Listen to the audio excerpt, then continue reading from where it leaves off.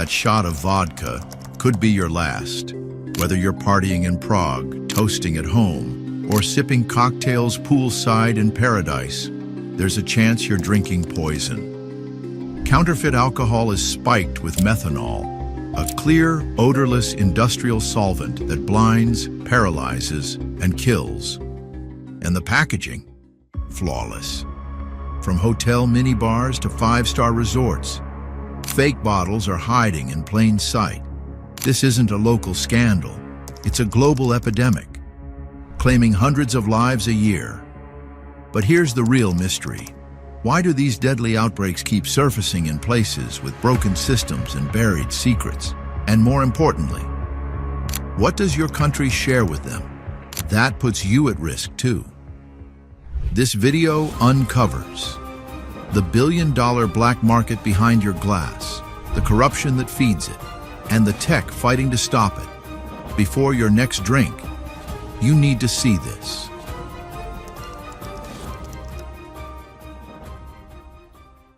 You're at a party. Music's loud. People are laughing. Someone hands you a drink. Vodka. Looks normal. Tastes fine. The bottle? Sealed tight. You take a sip, smile, and keep going like nothing's wrong. By morning, you're blind. Your head's exploding. A few hours later, you're in the emergency room fighting to stay alive. Sounds like a horror movie, right? It's not. This is real. And it's happening around the globe. From hidden stills in India's poorest alleys to minibar shelves in luxury resorts. From dusty kiosks in Kenya to polished bars in Europe, bottles that look like vodka, rum, or whiskey, but hide a lethal truth. And here's the most terrifying part. You'll never taste the danger. No strange smell, no weird burn. Just one sip of counterfeit booze, and the damage is done. This isn't some back alley hustle. It's a billion-dollar global crime wave, and it's pouring into glasses all over the world. This is the dark, invisible world of alcoholic beverage fraud. But what is food fraud? Food fraud. It sounds dull, bureaucratic, the kind of phrase you'd hear in a government report and instantly forget. But behind that sterile label hides a world of deception, greed, and in some cases, murder. At its core, food fraud is simple. It's when someone lies about what you're eating or drinking to make money. Swap out expensive olive oil for cheap soy. Pass off catfish as sea bass. Harmless? Maybe. Unethical? Definitely. But when that fraud hits the liquor shelf, it becomes something else entirely. It becomes a weapon.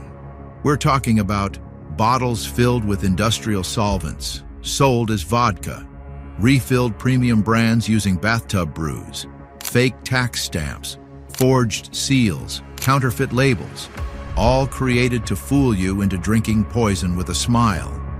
And this isn't just some street corner scam. It's a global billion-dollar criminal industry. According to Interpol and Europol, fake alcohol is one of the most seized counterfeit food products in the world. In one sting operation alone, authorities confiscated over 26 million liters of fake booze. Think about that. Enough to fill 10 Olympic swimming pools with poison. Because these criminals aren't just making fake drinks, they're mixing methanol. They're bottling death. So what exactly is methanol? And why is it the fraudster's favorite killer? Let's break down the science of this silent weapon.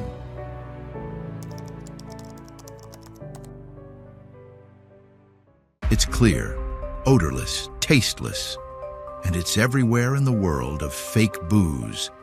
Methanol, also known as wood alcohol, isn't meant for humans. It's an industrial chemical found in antifreeze, paint thinner, and fuel. But inside counterfeit liquor, it becomes something far more dangerous. Just 10 milliliters, about 2 teaspoons, can destroy your eyesight. 30 milliliters, that's a fatal dose. And yet it keeps being poured into glasses all over the world. Why would anyone use it? Simple. It delivers the same intoxicating buzz as drinkable alcohol, but at a fraction of the cost. Whether it's straight methanol or industrial-grade ethanol laced with methanol, these shortcuts slash expenses. For bootleggers chasing profit, the math couldn't be clearer. Dirt cheap input means higher margins. But inside your body, methanol isn't just a shortcut, it's a chemical time bomb. It metabolizes into formic acid, a corrosive chemical that ravages your optic nerves, burns through your nervous system, and shuts down your organs. Victims describe it as a snowstorm, a blur of white static before total blindness sets in. This isn't theoretical. In Russia, stolen industrial methanol was used to make surrogate alcohol.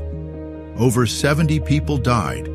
In India, it's dumped into country liquor by bootleggers chasing profit. Not an accident.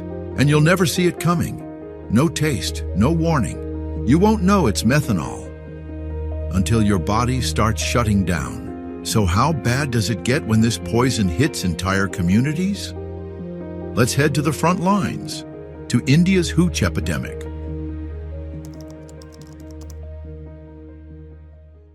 In India, they call it hooch or desi daru. Simply, the poor man's drink, cheap, strong, everywhere, and deadly. Brewed in back alleys, jungle sheds, shanty rooftops, often with no regulation, no safety, no second chances.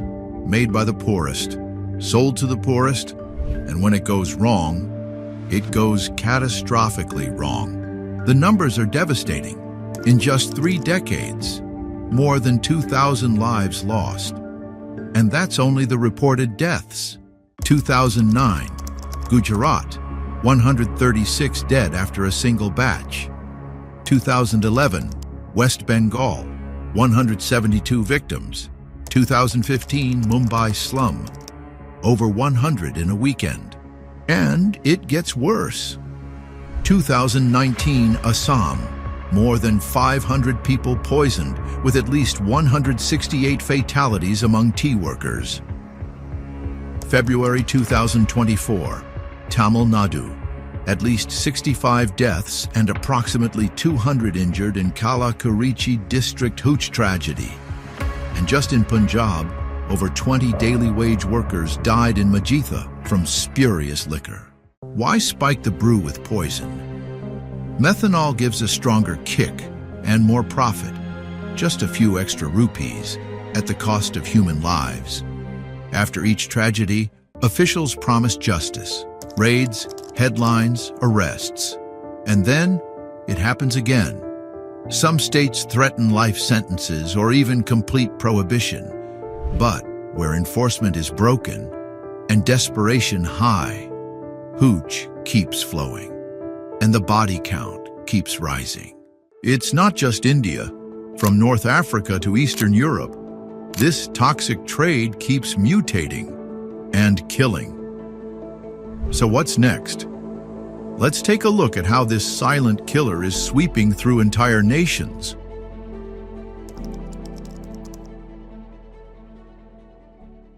Tripoli, 2013. Alcohol banned. The black market thriving in the shadows. But this time, it didn't just get someone drunk. It left a trail of deaths. Homemade spirits laced with methanol swept through Libya's underground scene. At least 60 dead.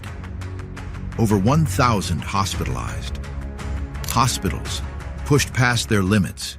Victims stumbling and blind, vomiting, disoriented. Some already dying. The scale was staggering. A deadly cocktail, desperation, prohibition, and unchecked crime.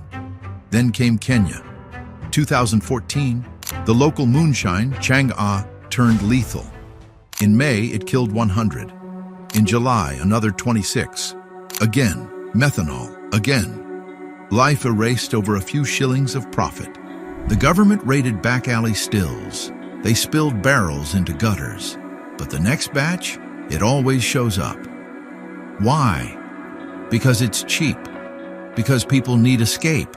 Because in too many places, fake alcohol is easier to find than safe water. And this isn't isolated.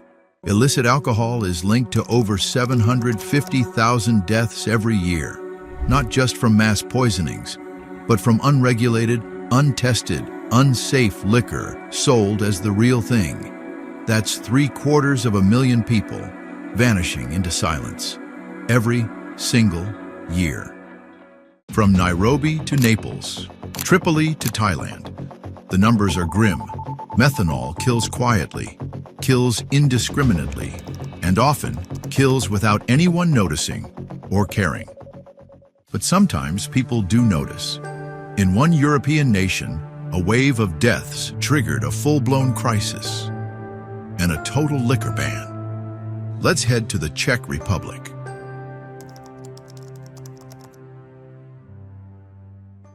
In 2012, the Czech Republic, a country known for its beer culture, suddenly finds itself in its deadliest alcohol crisis since World War II. People were dying, fast and in clusters. Over 40 dead, dozens more permanently blind. The drinks? Vodka?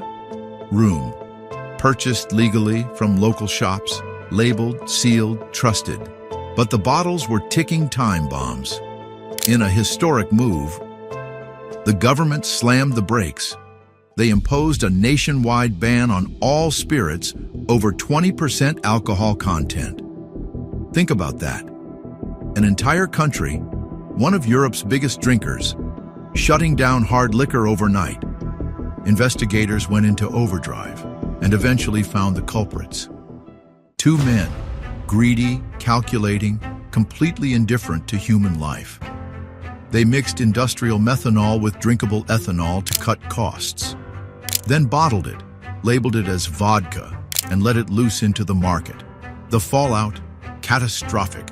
The two men were sentenced to life in prison. The harshest punishment ever handed down in a food fraud case in Czech history. But the damage was done.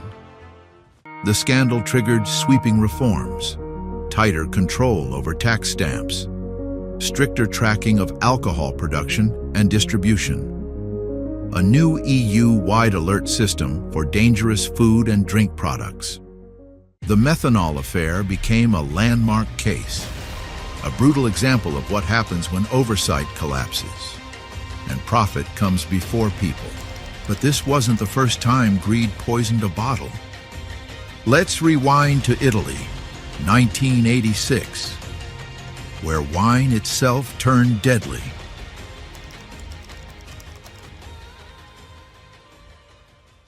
(1986), Italy, the land of vineyards, old world wine, and global prestige. But that year, its pride turned to poison.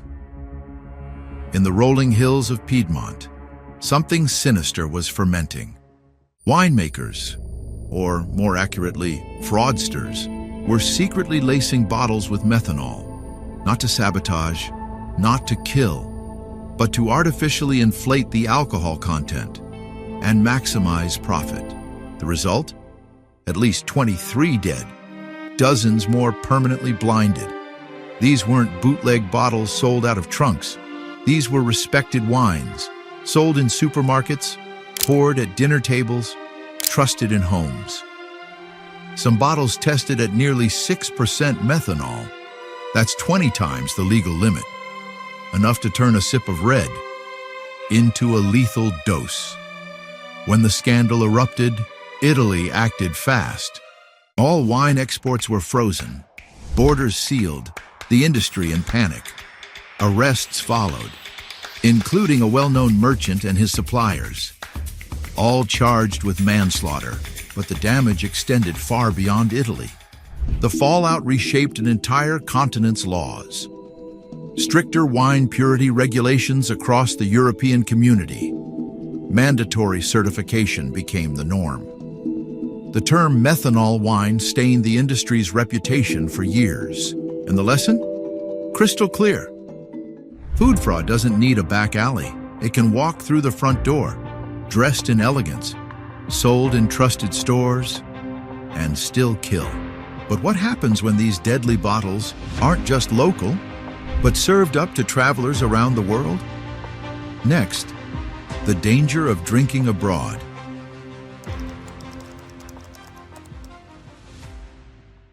Vacation. The ocean's glowing. Music in the air. You're barefoot at a beach bar, cocktail in hand. Paradise. 2017, Mexico. Multiple tourists collapse after sipping from hotel minibars. Investigators later find the bottles were laced with adulterated alcohol, spiked to save money, fatal to consume. Czech Republic. Vodka from a corner store poisons dozens. Bali. A single glass of fake Arak, the local rice spirit, leaves tourists blind or dead. And the common thread? Methanol in a cocktail. Methanol is a ghost. No taste, no color, no warning.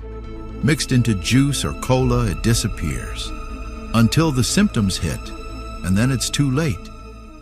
Here's what most travelers don't realize. The biggest trap is the illusion of safety. Just because you're at a resort or sipping from a sealed bottle doesn't mean the booze is real. Counterfeiters know how to play the game. They reseal bottles, forge labels, add fake tax stickers, offer you a discount, flashy packaging, familiar names, and suddenly you're pouring poison by the pool. And when it goes wrong, it's too late. But this isn't just about resorts or remote islands. It's a global setup. Let's dig deeper into the travel trap and how it's catching people everywhere.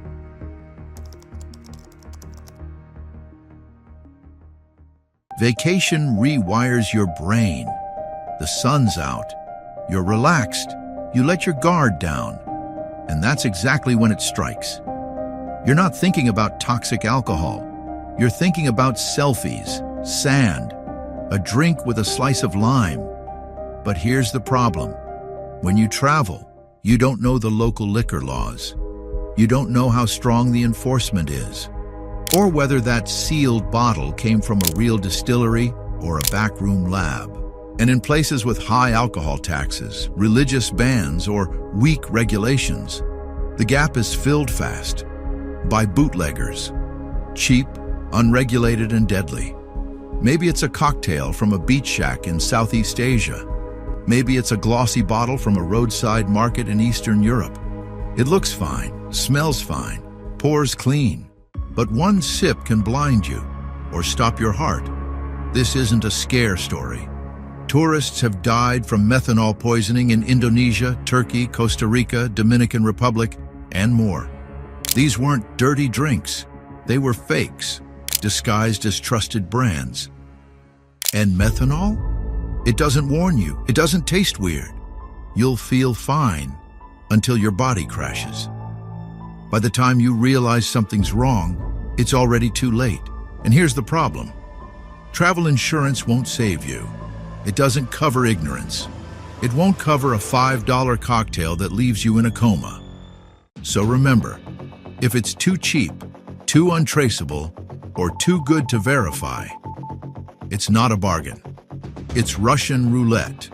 And sometimes even the label doesn't mean anything, because what looks real can still be a deadly fake. Next up, the world of forged bottles and branded deception.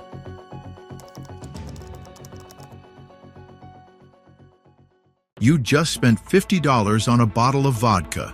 It's sealed. It's premium. It's from a brand you know and trust. But what if it's not vodka at all? Welcome to the world of label fraud, where bottles lie and packaging can kill. Criminals have turned deception into an art form. They collect empty premium bottles, then refill them with bootleg liquor brewed in basements and warehouses. The labels, forged to perfection, the seals, heat gunned shut. Even tax stamps and security tags are counterfeited with chilling accuracy. To the eye, it's flawless. To your body, it's Russian roulette. In the UK, fake vodka tested positive for isopropyl alcohol, rubbing alcohol used to disinfect wounds. In Russia, some bottles were filled with industrial cleaning solvents. In Malaysia, counterfeit whiskey clocked in at 50 times the legal methanol limit, enough to kill in a single glass. So why take the risk? Because packaging triggers trust. A clean label, a known brand, a glossy seal. It tells your brain, this is safe. But it's a lie. And in the hands of profit-hungry criminals, that lie becomes lethal. But deception doesn't end with cheap refills. There's an even deeper con, one that targets collectors, connoisseurs, and millionaires. Next, luxury wine fraud, where fake doesn't just cost lives, it steals fortunes.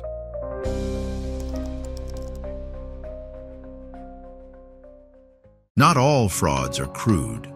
Some wear designer suits. At the luxury end of the spectrum lies a different kind of counterfeit, not deadly but decadent. Not poison in a plastic jug, but lies bottled in crystal.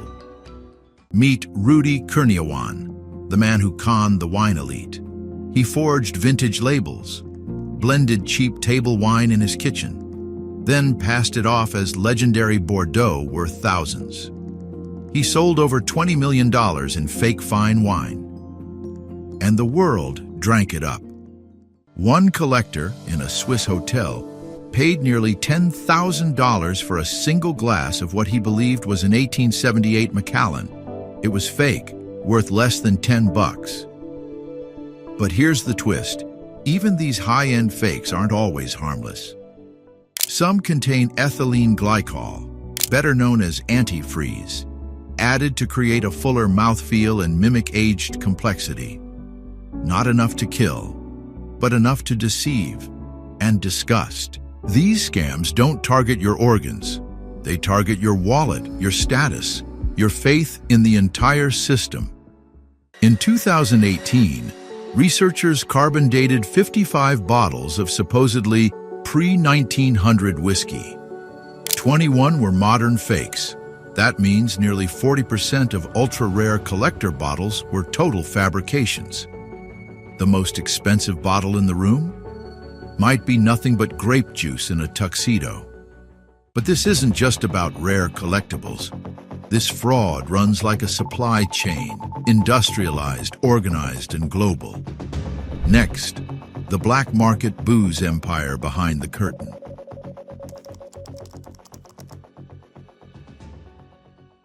This isn't some back alley hustle. This is organized crime, and it's bigger than you think. Counterfeit alcohol isn't just made in shady basements. It's produced, packaged, and trafficked by the same global networks that smuggle drugs, weapons, and human beings. In one sting, Operation Opson, Interpol and Europol seized over 25 million liters of fake booze in a single sweep. Factories in Russia, warehouses in Argentina, smuggling routes winding through Africa, Asia, Eastern Europe. This thing, it's everywhere. And the profit margins? Massive. It costs pennies to make a liter of fake vodka, and it sells for premium prices. Now compare that to heroin. The risk is high, the penalties are brutal. But fake booze? Millions in profit. And if you get caught, a fine maybe. Why risk prison for narcotics when methanol pays better and punishes less? These crime syndicates don't just pocket the cash. They reinvest it into drug pipelines, weapons deals, bribery, and more counterfeit operations. One 2023 bust uncovered over 400,000 fake premium vodka bottles disguised in crates labeled as cleaning supplies. We're talking about full-scale factories, forklifts, shipping manifests, fake customs docks.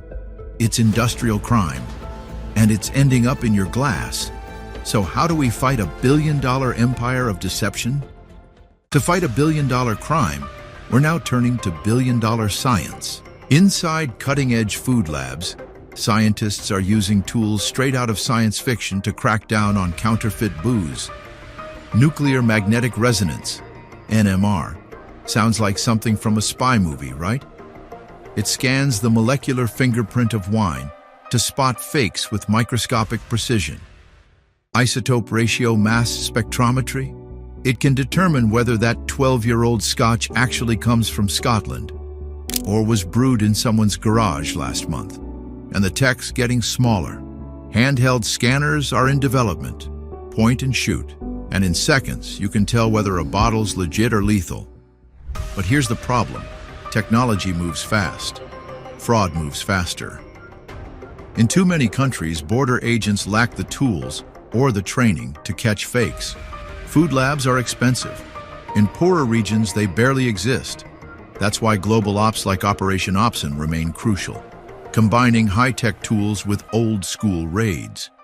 Because no matter how advanced the scanner, fraudsters evolve. We build better tech, they build a better lie. But there's one weapon criminals fear even more than science: your trust. Because when that collapses, their entire game falls apart. Next, how brand psychology is being weaponized and how to fight back.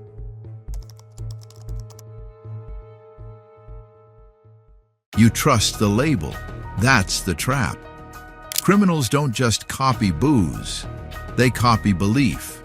They study how we shop, how we recognize shapes, how our brains link certain colors, fonts, and packaging to safety. Then they build fakes that look authentic because they know the most powerful ingredient in your purchase is trust. Bottles are molded to match the real thing. Even weight and glass texture are replicated because if it looks premium, we assume it's safe. In truth, luxury packaging is the perfect disguise. In developing nations, it's even worse. Boxes arrive with forged custom stamps. Fancy bottles show up in bars, in shops, in rural villages, and nobody questions them. Because who would fake something that looks this official? And sometimes the bartender pouring it has no idea they're serving poison. Regulators issue warnings. Only buy from licensed retailers. Inspect seals. Avoid cash-only vendors. Be skeptical of deals that seem too good. But here's the reality. For many, especially in poorer regions, those rules aren't options. They're privileges. So the illusion persists. The illusion of authenticity is the ultimate con. And when packaging becomes camouflage, no one is safe. So how do we end this game of deception? Let's talk about justice, awareness, and the fight to shut this down for good. So how do we stop it? How do we end a billion-dollar fraud that kills in silence, hides behind brands, and slips past borders? It starts with awareness, with refusing to treat this as a niche problem. Because it isn't. It's global, it's systemic, and it's growing. We need pressure on governments to test more, raid more, train more. On manufacturers to make bottles traceable from distillery to shelf, using tech that can't be faked. We need consumers to stop drinking with blind trust, to ask where the bottle came from, to report shady shops, sketchy labels, broken seals, to share the warning and refuse to be fooled. And most of all, we need to stop treating this like some white-collar scam. Food fraud is violent crime. It kills. It blinds. It steals futures, just as surely as any gun or knife. As long as profit outranks people, as long as counterfeiters face slaps on the wrist while victims face graves, the poison game will continue unless we stop playing. But behind the stats and scandals are real people. Their stories, both lived and lost, deserve to be heard.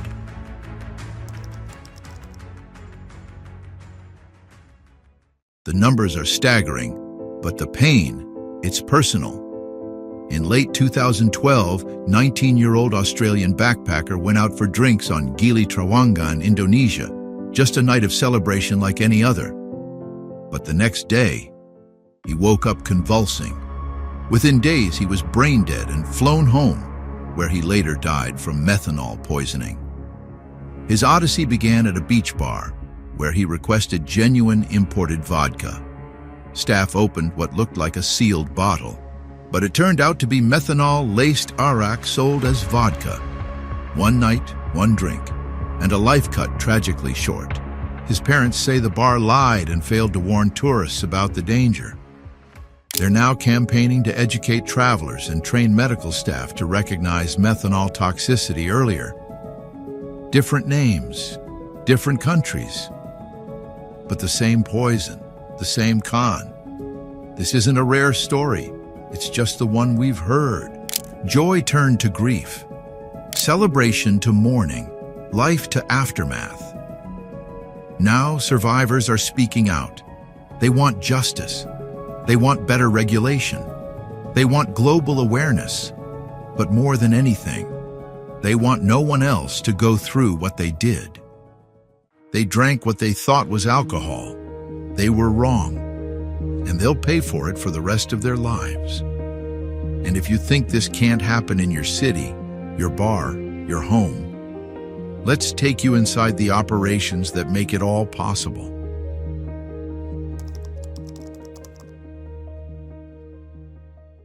From the outside, it looks like a warehouse. Inside, it's a death lab.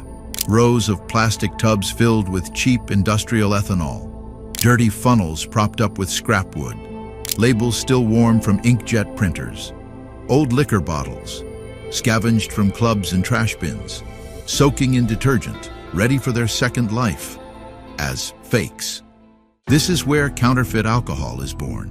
In Ukraine, investigators busted an entire production line mimicking a top-shelf vodka brand, down to the serial numbers.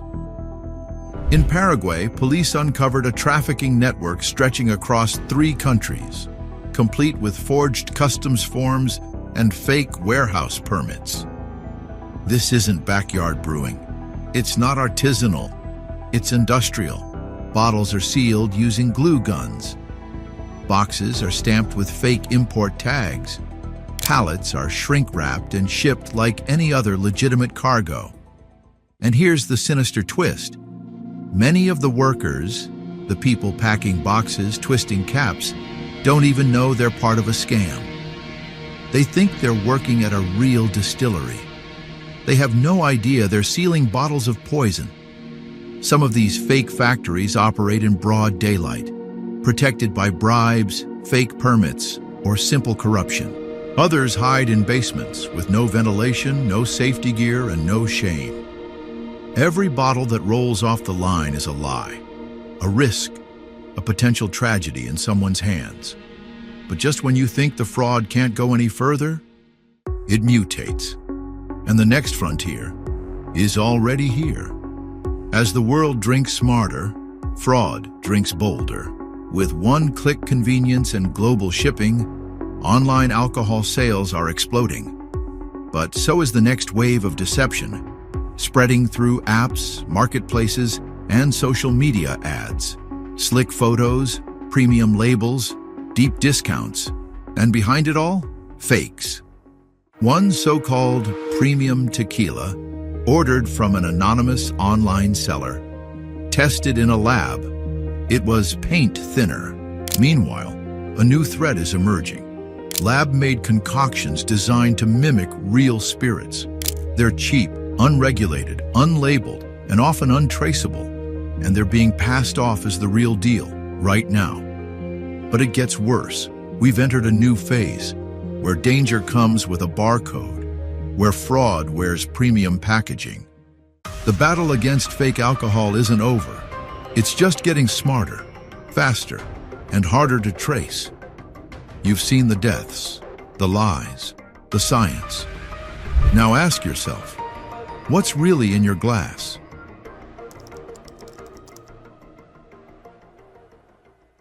So, how big is alcohol fraud, really?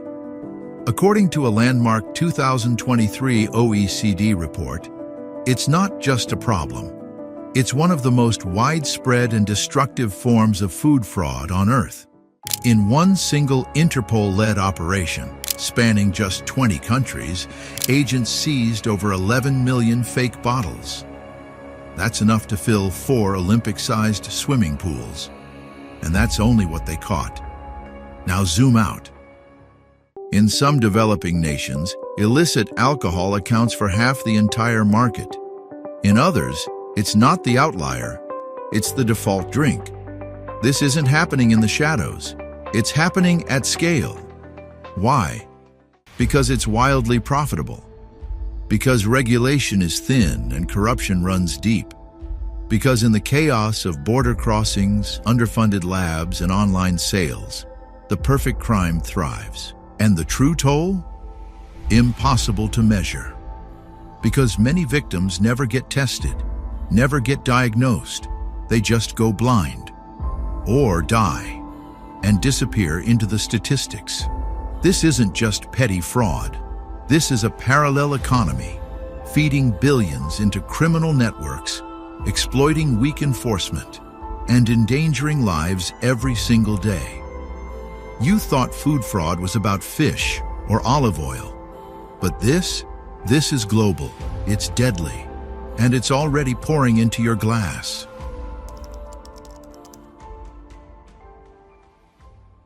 It's not just vodka or whiskey.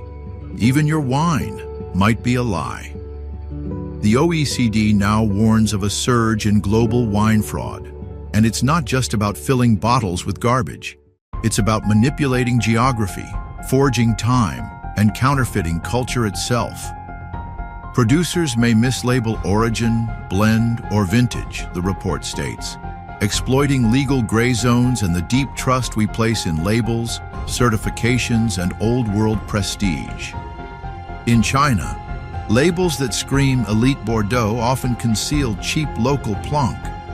In Europe, low-grade bulk wines are disguised as region-certified DOC and AOC, complete with forged stamps and paperwork. And the forgers? They've gone high-tech. Vintage labels are scanned, reprinted, and aged to perfection. Some fakes are so precise, even professional sommeliers fail blind taste tests. One scandal in Italy uncovered tanker trucks of inferior wine, rerouted, relabeled, and sold as fine Tuscan reds.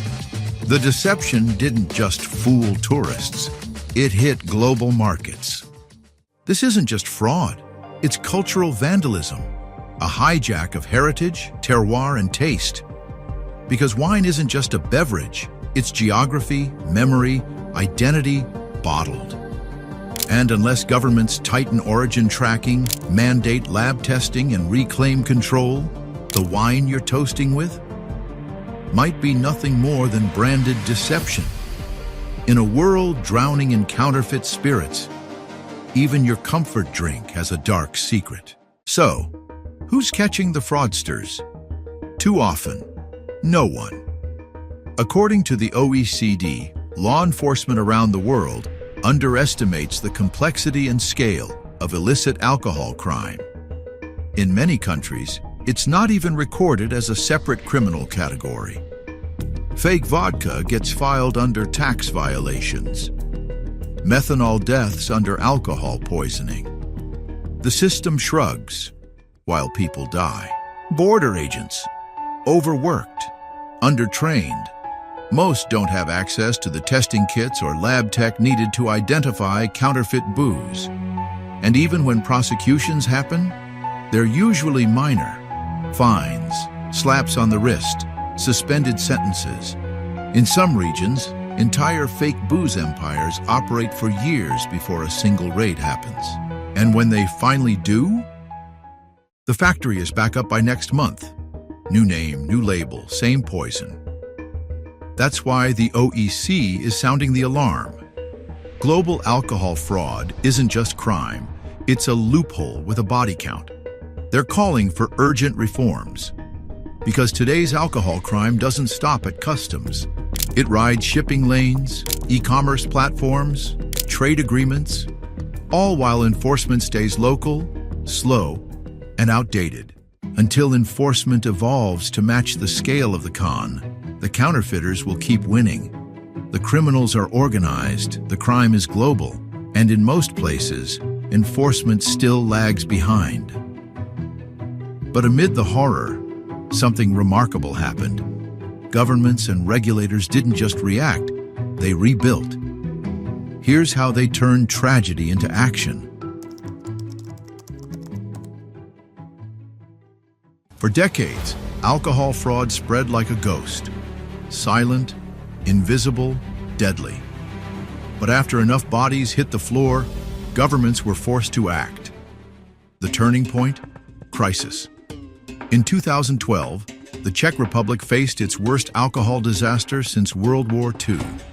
Methanol-laced spirits killed over 40 people. In response, the government did the unthinkable. It banned all hard liquor overnight, nationwide. TV spots, text alerts, empty bar shelves. It was drastic. It disrupted daily life, and it worked, at least for a while. Similar stories played out across the globe. In Costa Rica, after 25 methanol deaths, tainted brands were recalled and pulled from every shelf. Malaysia, 2018. Immediate bans and raids shut down counterfeit supply lines. India passed laws making bootleg alcohol that kills punishable by death. Justice got teeth. In Russia, prison sentences for fatal fraud doubled. In the Czech Republic, 2 men got life, not for smuggling, but for murder. The courts made it clear. Alcohol fraud isn't a minor crime. It's lethal, and it will be punished like it. Systems got smarter. Ukraine rolled out scannable tax stamps linked to real-time databases. Russia's EGAIS system tracks every bottle, from distillery to shot glass. Interpol launched Operation Opsin, seizing over 26 million liters of fake booze in just one sweep. Dedicated food crime units now hunt counterfeiters full-time. New holograms, QR codes, blockchain tags, all designed to outsmart the fakes. Even consumers are being trained to spot the danger. But here's the truth. This doesn't mean alcohol fraud is gone. It's not. Black markets adapt. Corrupt middlemen shift tactics. Some regions still lack labs, inspectors, or even basic tracking tools.